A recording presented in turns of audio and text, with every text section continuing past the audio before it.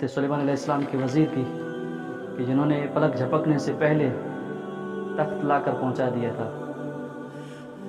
تو یہ اللہ کے ولیوں کو اللہ تعالیٰ خاص طاقت عطا فرماتا ہے۔ اسی طرح یہ جو ہمارے ہاں کچھ لوگ گھوم رہے ہوتے ہیں بستر لوٹا وغیرہ اٹھا کر، یہ کہتے ہیں کہ بھئی اولیاء کی کوئی شان نہیں ہے، ولیوں کی کوئی شان نہیں ہے۔ یہ گئے تھے پاکستان سے باہر، لندن کسی ملک میں گئے تھے، لندن گئے تھے غالباً۔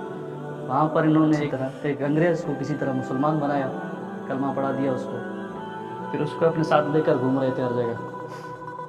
اس کو انہوں نے ترجمہ دیا قرآن پاک کا انگلش زبان میں۔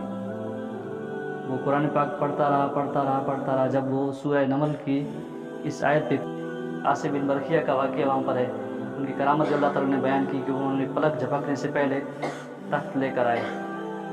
تو انگریز نے جب یہ واقعہ پڑھا تو اس نے کہا یہ میری سمجھ میں نہیں آ رہا کہ ایک ملک میں تخت رکھا ہے، دوسرے ملک میں اللہ کا ولی ہے، وہ کس طرح تخت کو اٹھا کر ایک سیکنڈ میں پلک جھپکنے سے پہلے کس طرح لے کر آیا۔ اب یہ جو بستر لوٹا پارٹی، ان کی سمجھ میں تو ویسے یہ بات ہی نہیں آتی، اللہ والوں کی شان کو تو مانتے نہیں ہیں۔ تو انہوں نے کہا تم اس بات کو چھوڑو، اس کو رہنے دو، تمہاری سمجھ میں یہ بات نہیں آئے گی۔ انگریز نے کہا نہیں، میں کسی بھی طرح اس بات کی تہ تک پہنچ کے رہوں گا کہ یہ کیسے ہوتا ہے آخر۔ وہ اس کو پاکستان لے کر آئے۔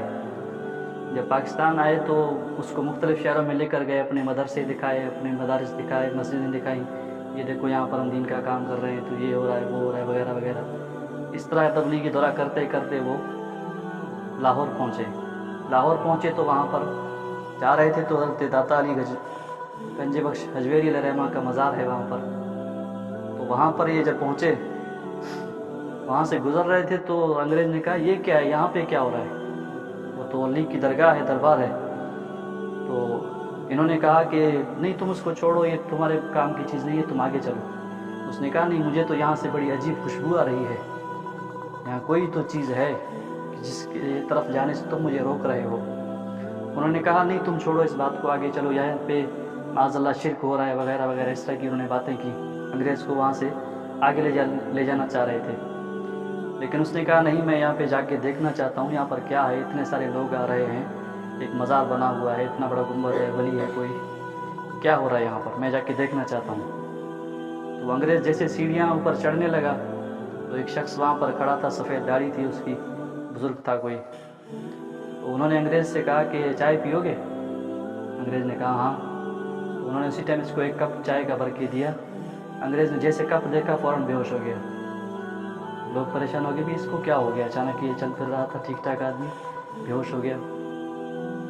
جب اس کو ہوش میں لائے اور اس سے پوچھا کہ بھئی تمہیں کیا ہو گیا ہے، تو اس نے فوراً کہا کہ تم لوگ اس لیے مجھے روک رہے تھے یہاں پر آنے سے، ابھی تو مجھے پتہ چلا ہے کہ وہ جو حضرت عاصم بن برقیہ کی کرامت قرآن میں بیان ہے، اس کا اصل ثبوت تو مجھے اب یہاں ملا ہے۔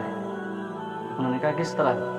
بولا کہ میں جب سیڑھیاں چڑھا اور بزرگ نے مجھ سے پوچھا کہ چائے پیو گے، میں نے کہا ہاں، اور جب انہوں نے مجھے چائے دی تو میں نے دیکھا یہ کپ میرا وہی کپ ہے جو لندن میں میرے گھر میں رکھا ہوا تھا۔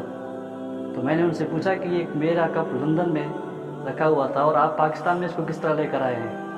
تو اس ولی نے جواب دیا جس طرح عاصم برقیہ تخت کو پلک جھپکنے سے پہلے لے کر آیا تھا، اسی طرح میں تمہارے کپ کو لندن سے پاکستان لے کر آیا ہوں۔ تو وہ دیکھ کر اب جو انگریز بے ہوش ہو گیا تھا، اسی وقت اس نے کہا کہ بس بھئی مجھے حق کا راستہ مل گیا ہے، یہی لوگ جو ہیں وہ حق سچ پر ہیں، اہل سنت والے، میں ان کے ساتھ رہوں گا بس۔ اس نے وہ تبلیغی ٹولہ چھوڑ دیا اور داتا علی حجویری کے مزار پہ رہنے لگا، وہیں پر وہ مسجد میں عبادت کرتا تھا، نماز وغیرہ پڑھتا تھا۔